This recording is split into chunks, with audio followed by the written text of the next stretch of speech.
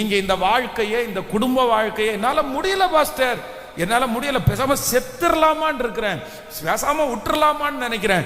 ஆண்டவர் உங்களை இந்த விஷயத்தை தொடர வேண்டான்னு நினைச்சிருந்தார்னா இதுக்கு முன்னாடியே நீங்க பரலோக ராஜ்யம் போயிருப்பீங்க.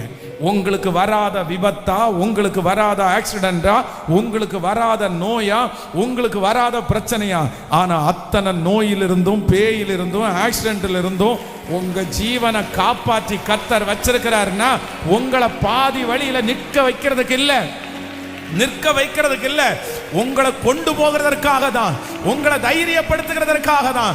நம்புறவங்க கைகளை தட்டி ஆமென், thank you Jesus, thank you Jesus. அந்த மகிமை உங்க மேல கடந்து வரட்டும். ஹalleluya.